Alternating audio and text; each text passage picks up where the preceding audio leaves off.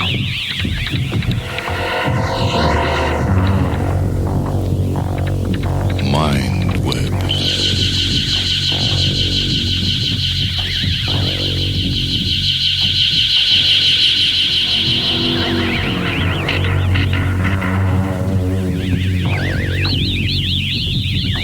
to a half hour of MINDWEBS, short stories from the worlds of speculative fiction.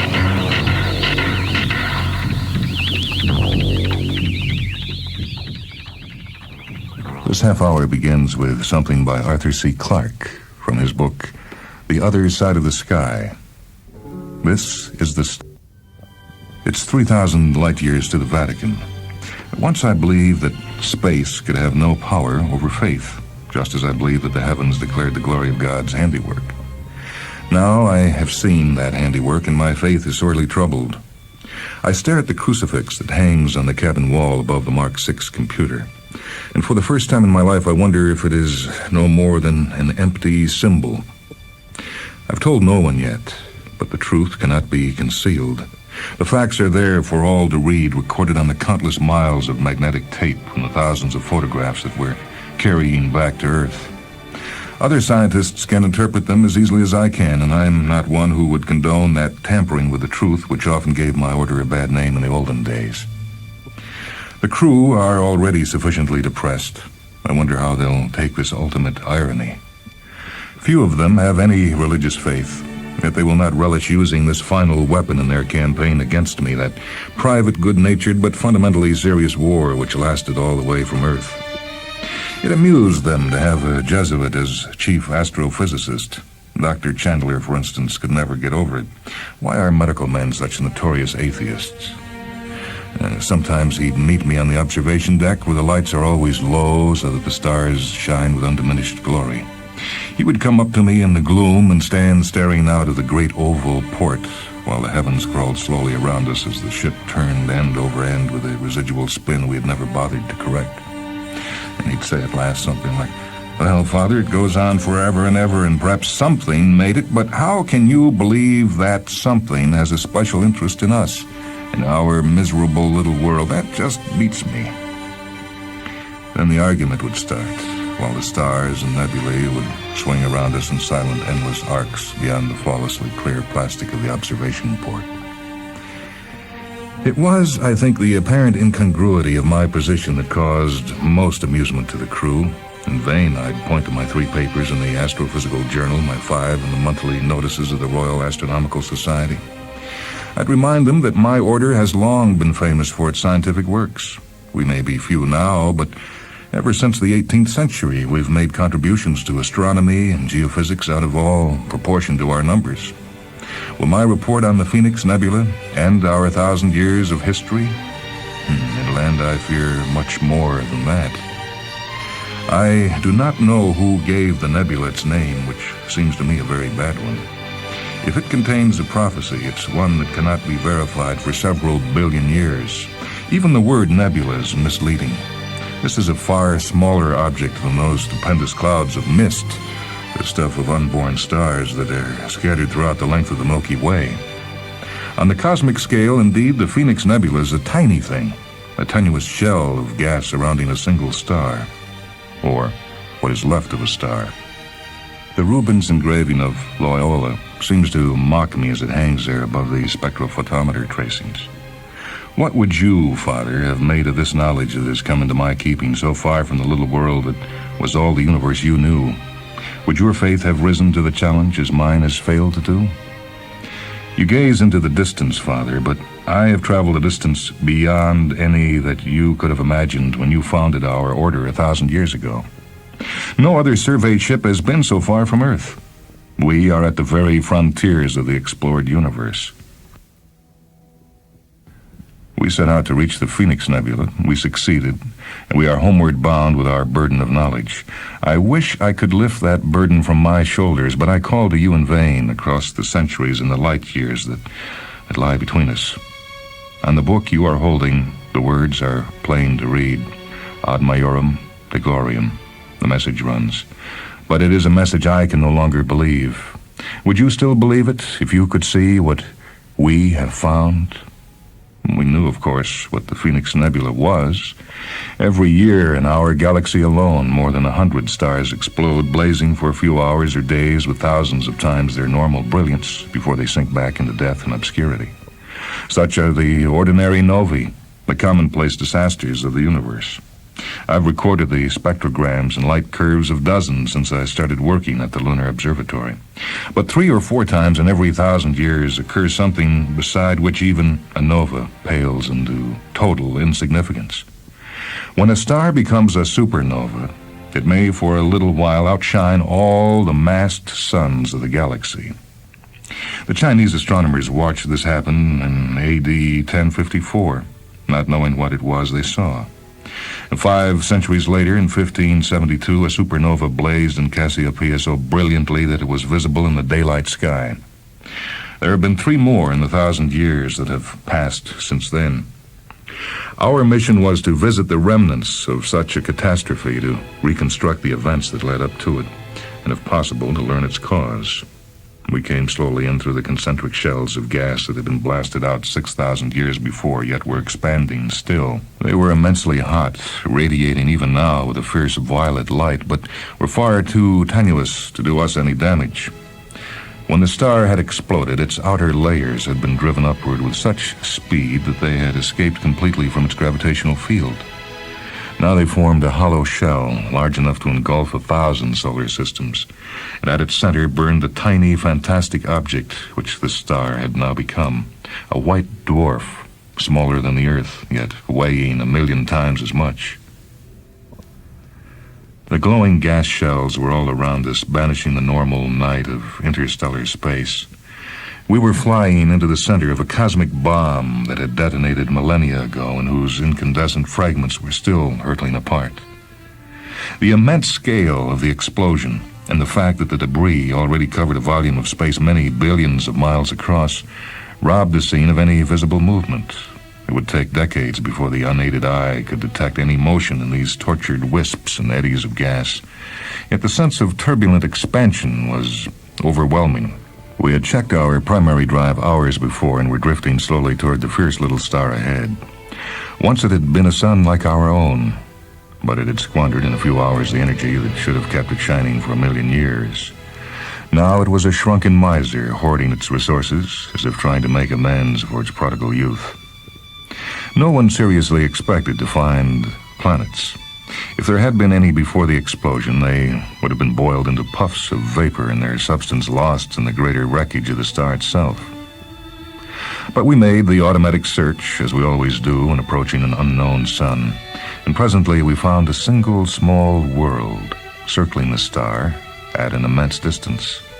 It must have been the Pluto of this vanished solar system, orbiting on the frontiers of the night, too far from the central sun ever to have known life. Its remoteness had saved it from the fate of all its lost companions.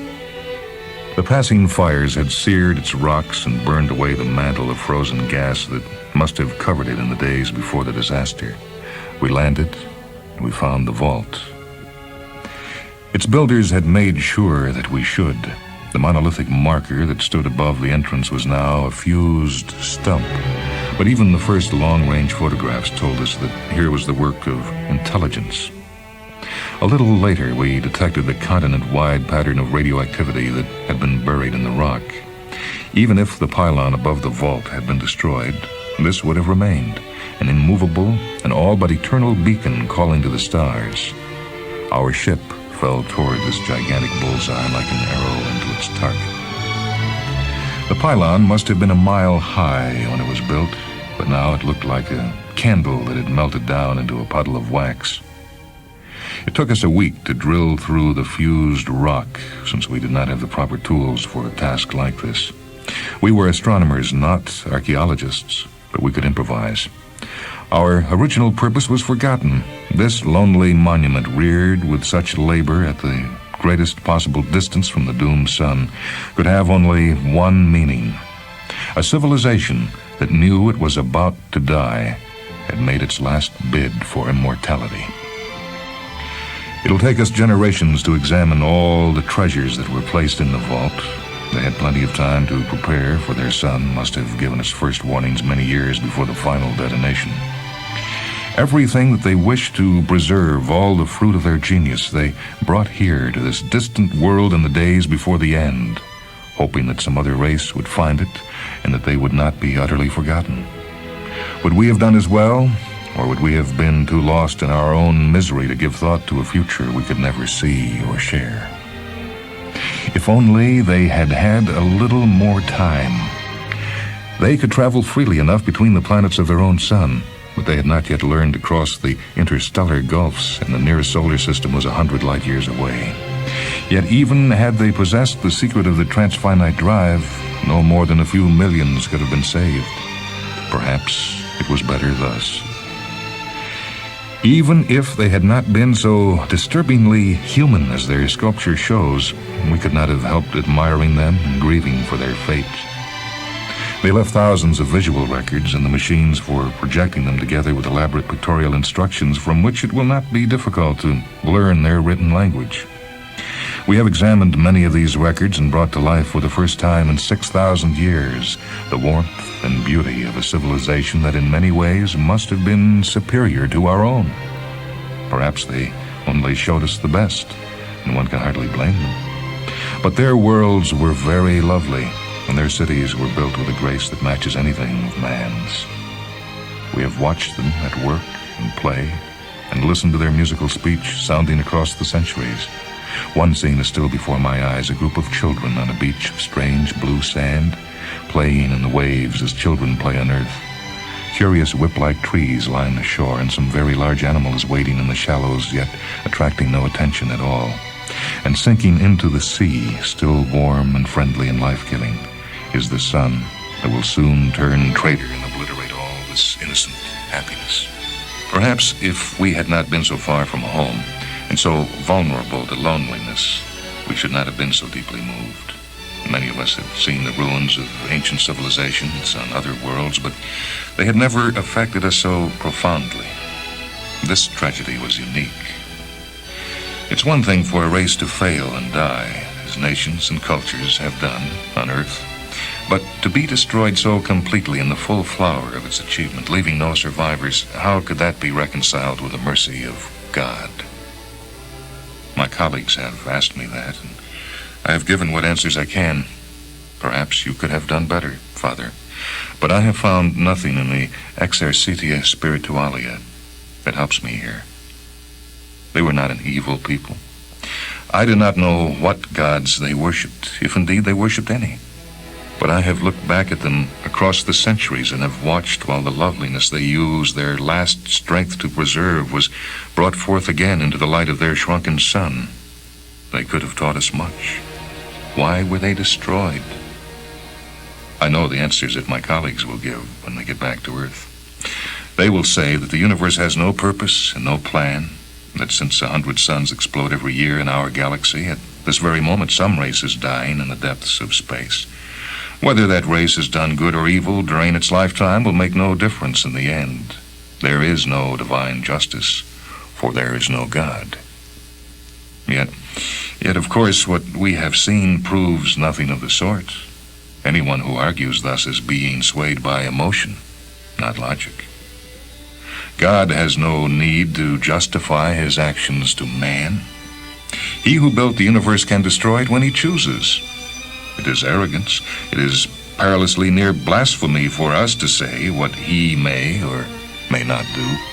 This I could have accepted, hard though it is to look upon whole worlds and peoples thrown into the furnace, but there comes a point when even the deepest faith must falter, and now as I look at the calculations lying before me, I know I have reached that point at last.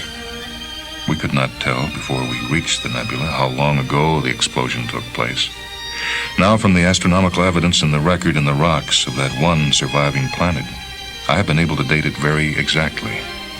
I know in what year the light of this colossal conflagration reached our Earth. I know how brilliantly the supernova whose corpse now dwindles behind our speeding ship once shone in terrestrial skies.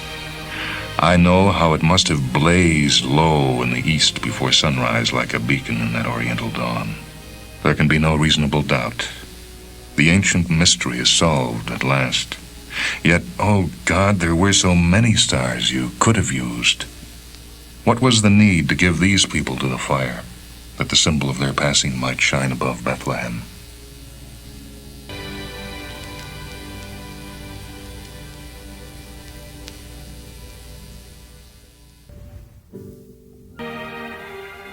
Now, from Ray Bradbury's book, A Medicine for Melancholy, this is The Gift. Tomorrow would be Christmas, and even while the three of them rode to the rocket port, the mother and father were worried. It was the boy's first flight into space, his very first time in a rocket, and they wanted everything to be perfect. So when at the customs table they were forced to leave behind his gift, which exceeded the weight limit by no more than a few ounces, and the little tree with the lovely white candles, they felt themselves deprived of the season and their love. The boy was waiting for them in the terminal room. Walking toward him after their unsuccessful clash with the interplanetary officials, the father and mother whispered to each other. Well, what should we do? Nothing.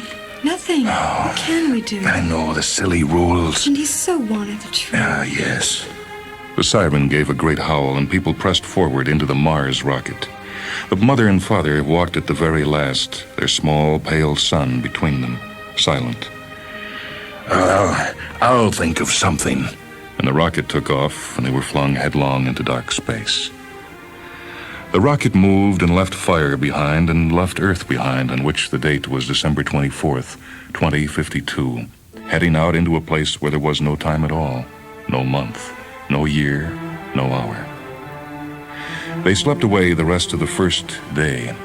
Near midnight by their Earth-time New York watches, the boy awoke and said, I want to go look out the porthole. There was only one port, a window of immensely thick glass of some size up on the next deck. Oh, not quite yet, my son. I'll take you up later.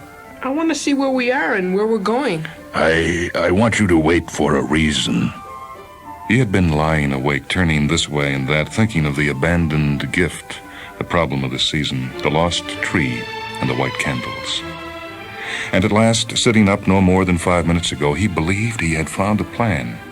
He need only carry it out, and his journey would be fine and joyous indeed. Well, son, in exactly 1/2 hour, it'll be Christmas. Oh. The mother, dismayed that he had mentioned it. Somehow she had rather hoped that the boy would forget. The boy's face grew feverish, and his lips trembled. I know. Will I get a present? Will I? Will I have a tree? You promised. Yes, all that and more. But I mean it. I really mean it. All and more. Much more. Now, excuse me. I'll be back soon. He left them for about 20 minutes. When he came back, he was smiling. Well, it's almost time. Could I hold your watch, Dad?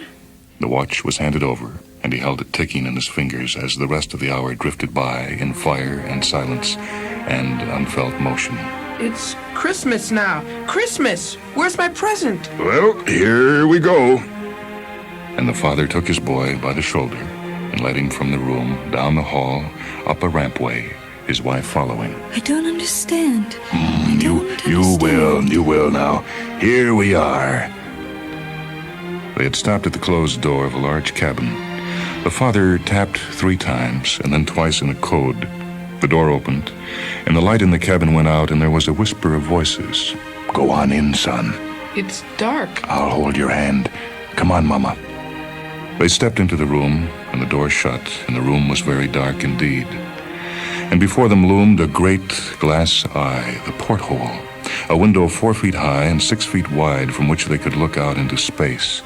The boy gasped. Behind him, the father and the mother gasped with him. And then in the dark room, some people began to sing.